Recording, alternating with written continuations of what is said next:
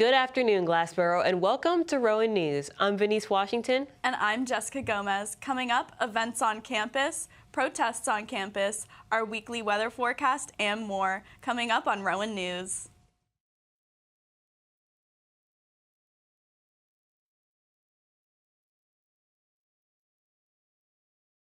I'm Venice Washington, and this is Rowan News.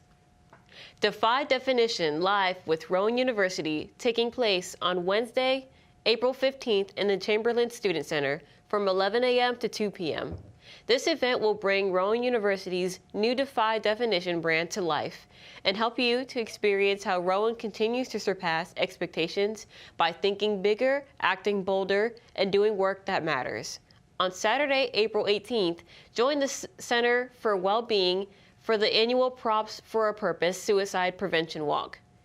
This walk will bring the Rowan community together to raise awareness of stigma revolving around mental health and suicide.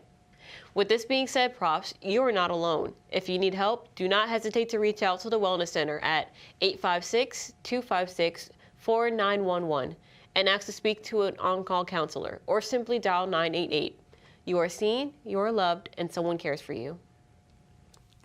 A few days after celebrating its one-year anniversary of officially being open to the public, the Edelman Fossil Park and Museum has decided to celebrate by introducing long-awaited discounts for Rowan University students.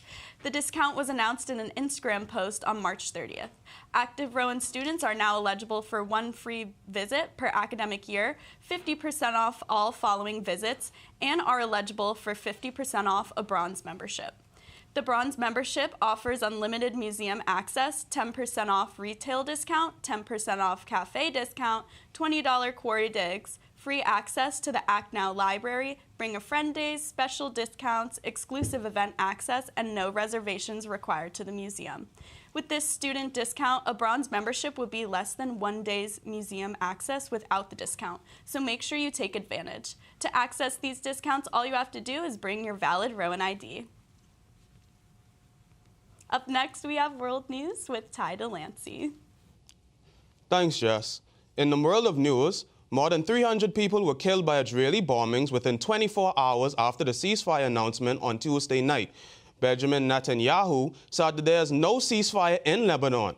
The Prime Minister's remarks came shortly after Donald Trump had asked him to be more low-key within the region. Despite the recent bombings, Netanyahu said he had instructed his government to open direct negotiations with Lebanon as soon as possible. The talks should focus on the disarmament of Hezbollah and the establishment of peace relations within Lebanon. On Thursday, Cuban President Miguel Diaz-Canel insisted that he is not stepping down during his first interview with a U.S. broadcast network. The Cuban president's response comes as the Trump administration has been placing immense pressure on the communist country and calling for a change within its government. President Miguel stated, "Stepping down is not a part of our vocabulary in Cuba. The people who are in leadership positions are not elected by the U.S. government, and they don't have a mandate from the U.S. government. We have a free, sovereign state, a free state. We have self-determination and independence, and we are not subjected to the designs of the United States." Carrying on with rare occurrences within the world, First Lady Melania Trump made a public statement this week, claiming that she has never had a relationship with Jeffrey Epstein. This was the first time that she had spoken about the controversy on camera about the so-called defamatory Epstein rumors. There has been numerous fake images circulating on social media about the two. The First Lady's senior advisor, Mark Beckman, said that enough is enough, and the lies must stop. Jess and Venice will have more for you coming up after this break.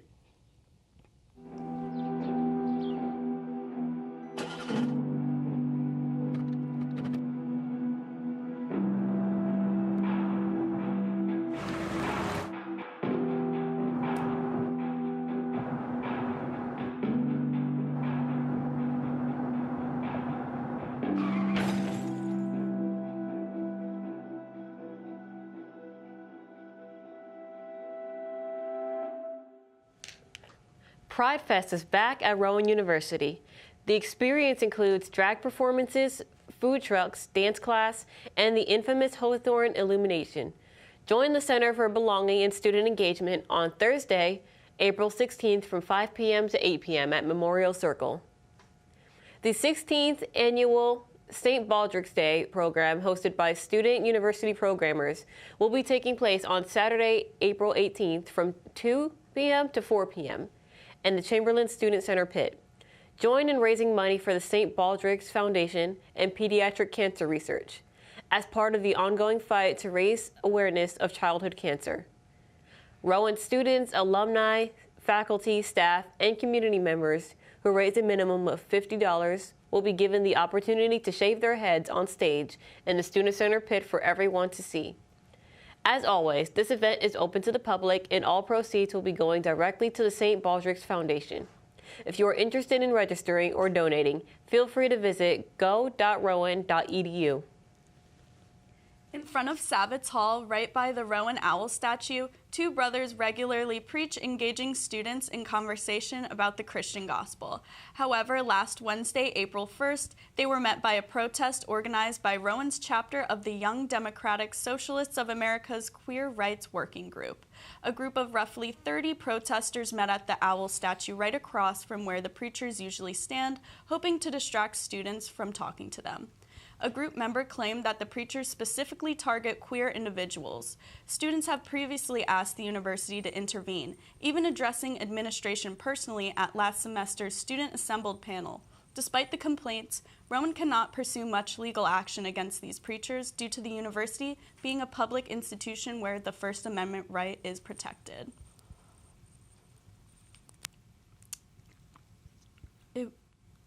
Nicholas Marinelli here, standing outside the Chamberlain Student Center, where I'm asking students who do they think is going to perform at Holly Bash this semester. All right, who am I here with? Andres Mejia. And today we're asking students, who do you think is going to perform at Holly Bash this semester? I think Drake's going to perform. Ooh, do you like Drake? Yeah, I like him. He's cool. Nice, thank you. Thank you. I'm thinking, fingers crossed, I think it's going to be Young Gravy. Ooh, Young Gravy, that's a good guess. Do you like any of his music?